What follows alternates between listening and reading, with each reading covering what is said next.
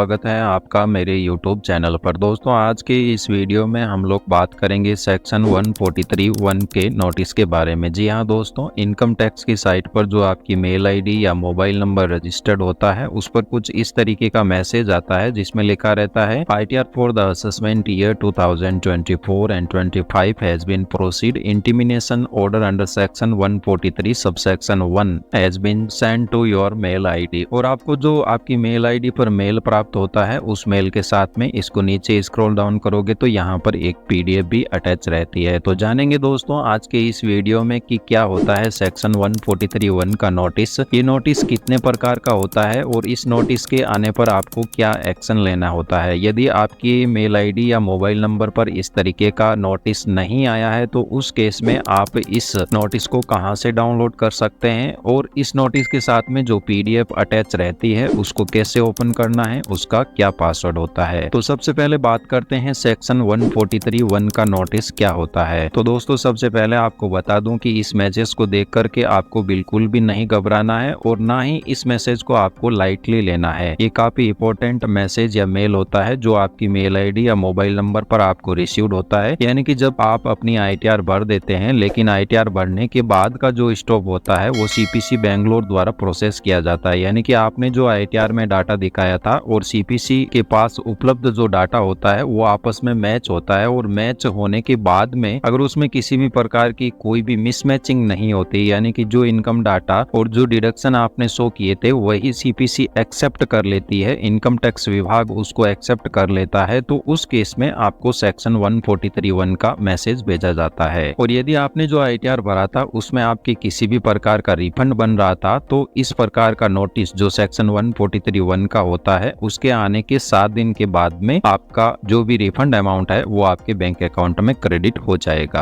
और अगर आपका कुछ भी रिफंड नहीं है ITR में तो इसका मतलब ये है कि आपने जो इनकम डाटा दिया था और जो इनकम डाटा आयकर विभाग के पास उपलब्ध है दोनों आपस में मैच हो चुके हैं और आपकी ITR प्रोसेसिंग कंप्लीट हो चुकी है। अब बात करते हैं ये नोटिस कितने प्रकार का होता है। जनरली दोस्तों ये नोटिस 3 प्रकार का होता है। पहला जो नोटिस होता है जो आप स्क्रीन पर देख रहे हो वो ग्रीन कलर का नोटिस होता है। ये बहुत अच्छा और शुभ नोटिस होता है। इस नोटिस का मतलब है कि आपने अपने ITR में इनकम टैक्स विभाग से कुछ रिफंड मांगा था और वो रिफंड इनकम टैक्स विभाग द्वारा जारी कर दिया जाता है। दूसरा जो नोटिस होता है वो ब्लू कलर में नोटिस होता है। इस नोटिस का मतलब कि ये नॉर्मल नोटिस है, न तो आपका कोई भी रिफंड है और न ही इनकम टैक्स को आपको कुछ टैक्स देना है। और तीसरा जो नोटिस होता है वो रेड कलर का नोटिस होता है। रेड यानी कि खतरे का निशान, जो कि काफी खतरनाक नोटिस होता है। अगर ये इंटीमिनेशन ऑर्डर आपको 143 सबसेक्शन 1 के अंतर्गत रेड कलर में आया है तो इसका मतलब है कि आपकी कोई डिमांड निकल करके आई है जो कि आपको 30 दिनों के अंदर अंदर या तो उसका पेमेंट करना है या फिर अगर वो डिमांड सही नहीं है तो उस केस में आपको अपना ITR रिवाइज करना होता है। अब बात करते हैं कि सेक्शन 143(1) के इंटीमिनेशन ऑर्डर आने के बाद आपको क्या एक्शन लेना होता है। तो दोस्तों, जब आपको ये नोटिस ब्लू कलर में मिले तो आपको कोई एक्शन नहीं लेना होता है। ग्रीन कलर में मिले तो भी आपको कोई एक्शन नहीं लेना होता है। बस आपको अपने रिफंड के बैंक अकाउंट में क्रेडिट होने का वेट करना होता है जो कि 7 वर्किंग डेज में आपके बैंक अकाउंट में आ जाएगा। परंतु अगर यही नोटिस आपको रेड कलर में मिला है तो इसका मतलब ये है कि आपकी कोई डिमांड है, आपने रिटर्न गलत भर दी थी, तो उस केस में आपको ये इंटीमिनेशन ऑर्डर रेड कलर में आएगा। तो इस डिमांड के केस में आपको ITR को या तो रिवाइज करके डिमांड को खत्म करना है या फिर आपको लगता है कि जो इनकम टैक्स की डिमांड है वो सही है तो उस केस में जितने रुपए की डिमांड आई है उसका आपको पेमेंट कर देना है। अब बात करते हैं कि कई बार क्या होता है कि आपकी E-फाइलिंग पोर्टल पर या तो आपका मोबाइल नंबर रजिस्टर्ड नहीं होता है या मेल आईडी रजिस्टर्ड नहीं होती है या दोनों ही रजिस्टर्ड। ये इंटीमिनेशन ऑर्डर कहां से डाउनलोड करना है, तो उसके लिए आपको क्या करना है, सबसे पहले आपको इनकम टैक्स की वेबसाइट incometax.gov.in पर चले जाना है और यहाँ पर लॉगिन का ऑप्शन रहेगा। सिंपली आपको यूजर ID में अपना पैन और पासवर्ड डाल के लॉगिन कर लेना है। लॉगिन करने के बाद में आपके सामने कुछ इस तरीके का इंटरफेस आएगा। तो यहाँ पर ऑप्शन रहेगा डैशबोर्ड का, चाहे इस पर क्लिक करो या चाहे इस पर क्लिक करो, सिंपली आपको क्लिक कर देना है। इसके बाद में यहाँ पर ऑप्शन रहेगा E-फाइल, यहाँ पर रहेगा इनकम टैक्स रिटर्न और यहाँ पर ऊपर से दूसरा ऑप्शन रहेगा व्यू फिल रिटर्न। सिंपली आपको इस टैब पर क्लिक कर देना है। फिर यहाँ पर ईयर मिलेंगे, यानी कि जिन जिन ईयर की आपने रिटर्न भर दी है, जिसकी भी प्रोसेसिंग यहाँ पर कंप्लीट हो चुकी है, जैसे यहाँ पर अगर अंडर प्रोसेसिंग हो तो उस केस में यहाँ पर आपको ऐसा इंटीमिनेशन ऑर्डर नहीं मिलेगा। परंतु जब यहाँ पर आपकी ITR प्रोसेसिंग कंप्लीट हो चुकी है तो उस केस में यहाँ राइट साइड में ऑप्शन रहेगा डाउनलोड इंटीमिनेशन ऑर्डर, और जिस डेट को ये ऑर्डर पास हुआ है वो डेट आगे लिखी रहेगी। तो सिंपली आपको इस पर क्लिक कर देना है। तो उस केस में यहाँ पर एक इंटीमिनेशन ऑर्डर डाउनलोड हो जाएगा। अब ओपन होने के लिए पासवर्ड मांगेगा। तो इसका पासवर्ड होता है आपका पैन नंबर स्मॉल लेटर में, फिर आपकी कंप्लीट डेट ऑफ बर्थ बिना किसी स्पेशल कैरेक्टर के DD